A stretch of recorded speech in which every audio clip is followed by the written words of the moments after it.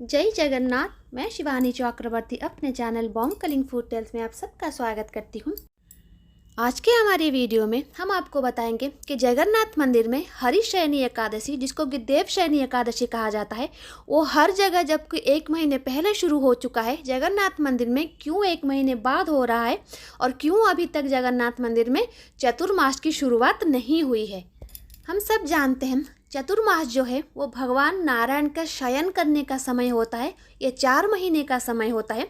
लेकिन जब मल मास, जिसको कि पुरुषोत्तम मास कहा जाता है, अधिक मास कहा जाता है, जब वो लगता है तो अमूमन 5 महीने तक जो चतुर्मास का समय होता है वो गिना जाता है। लेकिन जगन्नाथ मंदिर में कभी भी चतुर्मास 4 मास से अधिक नहीं होता। इसीलिए जो आषाढ़ी शुक्ल एकादशी को जो देवशयनी एकादशी होती है जगन्नाथ मंदिर में, उसी को ही मनाया जाता है। क्योंकि इस बार श्रावण में मल लगा है, जिसको अधिक मास कहा जाता है, इसीलिए जो देवशयनी एकादशी आषाढ़ी शुक्ल एकादशी में होनी चाहिए थी, वो इस बार श्रावण शुक्ल मल एकादशी जो है उसमें हो रही है। श्रावण मल एकादशी से श्रावण मूल एकादशी तक 1 महीना, श्रावण मूल एकादशी से भाद्रव शुक्ल पक्ष की एकादशी तक 2 महीना, भाद्रव शुक्ल पक्ष की एकादशी से लेकर आश्विन शुक्ल पक्ष की एकादशी तक है 3 महीना, और आश्विन शुक्ल पक्ष की एकादशी से लेकर कार्तिक मास की जो शुक्ल पक्ष की एकादशी है उससे लेकर जो समय है उसको ही चतुर्मास के रूप में गिना जा रहा है। और इसी तरीके से जगन्नाथ मंदिर में 4 महीने को गिना जाता है।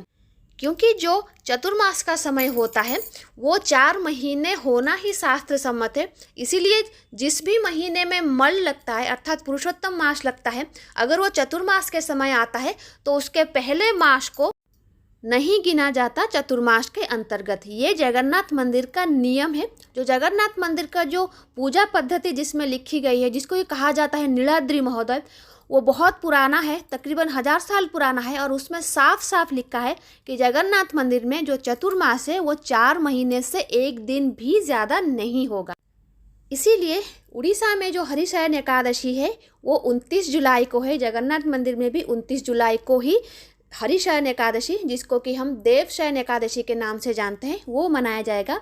और इस दिन जगन्नाथ मंदिर में विशेष पूजा अर्चना होती है। क्योंकि देवशयनी एकादशी में भगवान नारायण शयन करने के लिए जाते हैं, इसलिए जगन्नाथ मंदिर में सोए हुए नारायण की मूर्ति, जो भगवान जगन्नाथ जी की चलंती प्रतिमा है, चतुर्मास के समय में आप सब जानते हैं जगन्नाथ जी के जो बाहरी उत्सव होते हैं उसको मनाने के लिए जगन्नाथ जी की चलंती प्रतिमाएं, जो उत्सव प्रतिमाएं हैं, वो बाहर आती। और हर उत्सव के लिए अलग अलग प्रतिमाएं हैं। जैसे कि रास पूर्णिमा और चंदन यात्रा के लिए मदन मोहन जी हैं, एकादशी के पूजा के लिए मदन मोहन जी हैं, और दोल विमान जो कि होली का समय होता है उसमें दोल गोविंद जी आते हैं, और सागर विजय की नीति के लिए नारायण जी आते हैं। इसी तरीके से चतुर्मास की विधि के लिए अनंत शयन की मुद्रा में जो नारायण जी की मूर्ति है, जो सोने की मूर्ति है चतुर्भुज नारायण की, वो आते हैं। और उनके साथ साथ प्रभु बलभद्र जी की भी सुवर्ण प्रतिमा आती है और माँ सुभद्रा की भी सुवर्ण प्रतिमाएं आती हैं। बड़सिंगार धूप समाप्त होने के बाद प्रभु की तीनों मूर्तियां रत्न सिंहासन के पास लाए जाते हैं भंडार घर से, और उसके बाद भगवान जी को वहां पर पंचामृत से स्नान किया जाता है।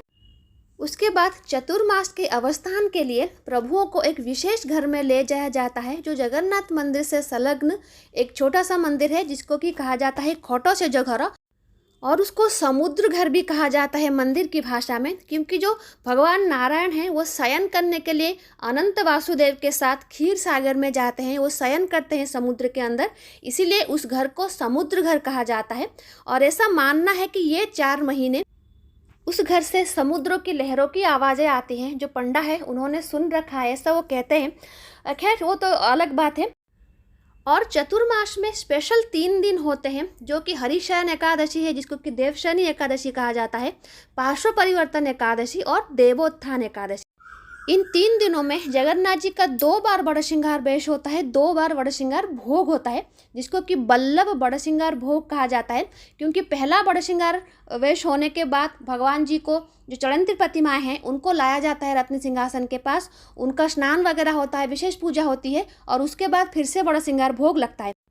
और पार्श्व परिवर्तन एकादशी में भी पहले बड़सिंगार की पूजा होती है, बड़सिंगार धूप लगता है। उसके बाद जो पंडा लोग होते हैं, पूजा पंडा सेवक, वो जाके भगवान नारायण का पार्श्व परिवर्तन करते हैं। जिस पार्श्व में वो सोए हुए होते हैं दूसरे पार्श्व में उनको परिवर्तन किया जाता है और उसके बाद फिर से जगन्नाथ जी का बड़सिंगार धूप लगता है।